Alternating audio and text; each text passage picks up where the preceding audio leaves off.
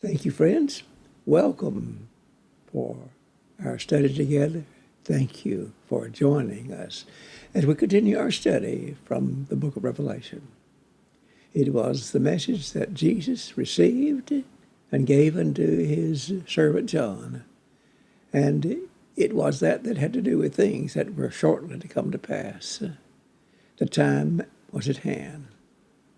As we studied in chapter 13, in the second division of the book, we saw two very cruel and wicked beasts. One was the beast that came out of the sea, and the other was the beast that came out of the earth.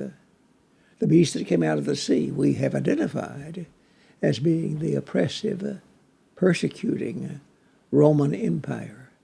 And the beast that came out of the earth was that arm of the Roman powers that sought to enforce, as it were, the matter of emperor worship. And as we look at these creatures, we find that to the sea beast, that civil government, was given authority over the saints of God, and he ruled over them and controlled them to the extent he could. 42 months. He blasphemed God. He blasphemed the name of God. He blasphemed the tabernacle of God. And following after him, exercising his authority in the hands of that sea beast, was the earth beast. One of the wicked things of the Roman Empire in its latter days was it falling into the tragic thought of making man God and making the emperor God, to the extent that the emperor was so impressed with his power that he regarded himself as God and demanded that all those that were his subjects worship him. This, of course, was that created great conflict between him and the servants of God. And this problem was that brought about not only suffering as far as depravity was concerned, snatching and taking their physical properties and oppressing them, but it also meant taking their lives. It was indeed a terrible time for the people of God. And as we look at that 13th chapter where those two beasts are introduced, we find that it seemed almost to want to cause those that were children of God to despair. These two wicked creatures were ones that had the upper hand and seemed to have no hope for God. But all was not like it appeared to be. Because as we turn now to the 14th chapter, we find that once more we see the 144,000. They are ones that have the seal of God on their forehead. We met these 144,000 in the 7th chapter, when the winds of adversity were blowing upon the earth creatures. And that there were four angels that spake to those that were standing at the four corners of the earth, and commanded them, don't blow upon the earth. Don't bring persecution upon the earth till we've sealed the servants of God in their forehead. And the number of those that were sealed were 144,000. We find that this is that had to do with those that were God's people at any time upon the earth, those that were his saved ones. And as we look at these 144,000, and we see them, they're standing with the Lamb, and they're on Mount Zion, and they have the confidence that God gives them. They follow the Lamb wherever he goes. They're virgins. They are not defiled with the pollutions of the world. There's no lie in their mouth, and in their heart, these are the chosen ones of God. But these are the ones that are suffering at the hand of this oppressive civil government. And as we look at these creatures, we find that John sees something else. He sees a creature that's flying, or an angel that's flying in the midst of the heavens. And as this angel flies in the midst of the heavens, he has a message for all mankind. And that message is fear God and serve him. For God intends to bring punishment upon those that are upon the earth. And we look again now, and we see another angel, and he has a message for man. And the message that he has for man is this. Listen to him. He said that fallen is Babylon, Babylon the Great, who have made all the nations to drink of the wine of the wrath of her fornication. And for the first time, the first of 6 times, Babylon is introduced. Now, later on, the writer will be more specific in identifying Babylon. But suffice it to say that Babylon was not the physical city called Babylon. It had been that had diminished into a very small people, and ultimately would lose its earth statute altogether. But it was a reminder of Babylon in its glory. Nebuchadnezzar reigned, ruled over the earth, and oppressed people. But though it oppressed people, we find that here the voice is, Babylon's fallen. It's fallen. And we're going to look and see that this Babylon later is identified not as the earth beast itself, but the spirit behind the earth beast, or the sea beast, the wicked, immoral practices of the city of Rome that enticed and through its sensual pleasure was that had a sweeping effect throughout the Roman Empire, would be that by its lust and its immoralities enticed, and the rulers of the kings of earth bowed down and followed along with this. They drank of the wine of the wrath. Nevertheless, we find that the time is God's going to overthrow them. Babylon is fallen. It's fallen. Then another angel is seen. And this third angel says, if any man worships the beast in his image and receives the mark on his forehead or upon his hand, he also shall drink of the wine of the wrath in the cup of God, which is unmixed in the cup of his anger. And these that drink will be tormented with fire and brimstone. Ah, what a fearful thought. Angels warn, don't worship this beast. Don't give glory to that. Babylon has deceived the nations. It will bring about your death and the end of your spiritual life. Don't worship the beast. But Christians were subjected.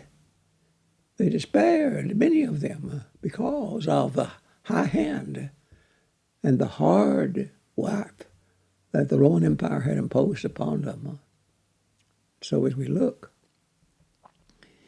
we find that there is the assurance to them. Passage that is read with comfort, to comfort many. Last rites for them. Revelation 14:13.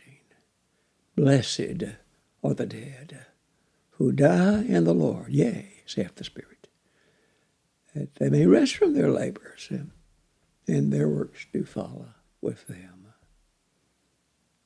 So that's the assurance to God's people. As we look, John hears a voice. It is a voice from heaven, like harpers harping on his harps. And they sing before the 24 elders, and they sing before the four spirits, beings, living creatures that surround the throne. So the voice is not from the 24 elders. It's not from the four living creatures. Nor is it angels, for this song is a song of redemption. It is a song of Moses and the Lamb. As Moses had saved the people of Israel from the tyranny and the slavery of Egypt, so Jesus has saved mankind from the terror, the wickedness, and destructive powers of sin. And it is an angels that is singing the song, because Jesus didn't die for angels. He died for man. So if it's not the four living creatures, if it's not the 24 elders, and if it's not the angels that are in heaven, although numerous and unnumbered are they, it must be the voice of the great multitude that John earlier had seen. And that voice of great multitude were those that were God's redeemed ones who had lived their life upon the earth and either been martyred or had lived faithfully to the end of their lives. And now heaven is their abode. And they sing this wondrous song. And nobody on earth can learn that song except the 144,000. God's people saved on the earth at any time.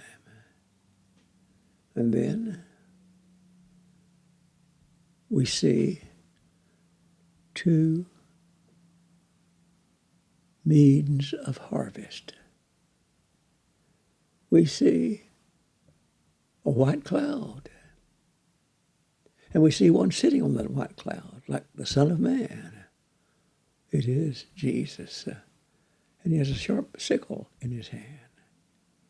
And an angel tells him, send forth your sickle. The time of harvest has come. And so the harvest was made, and Jesus reaped that harvest. And then we look and we see another angel. And as this angel speaks, he also gives to another angel a sharp sickle. And that angel is told to reap the earth. And he did. And he reaped the earth. And he reaped the grapes that were full of vintage and put them into the winepress of God. And they were crushed.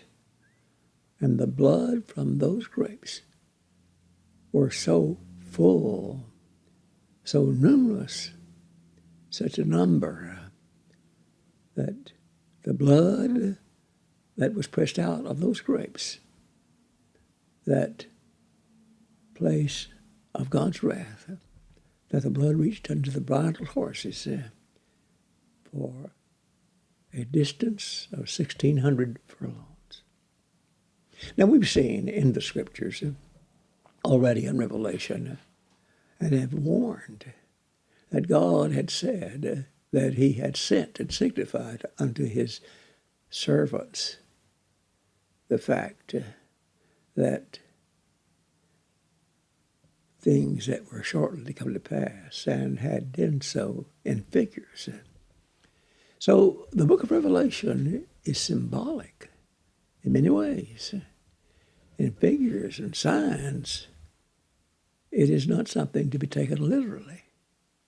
We've shown that already when the red dragon is introduced in the 12th chapter. He's a fierce creature. He's one that has a tail that swoops with his tail and brings down a third of the stars of heaven crashing upon this planet Earth. And that's not impossible. That's not possible for Earth itself.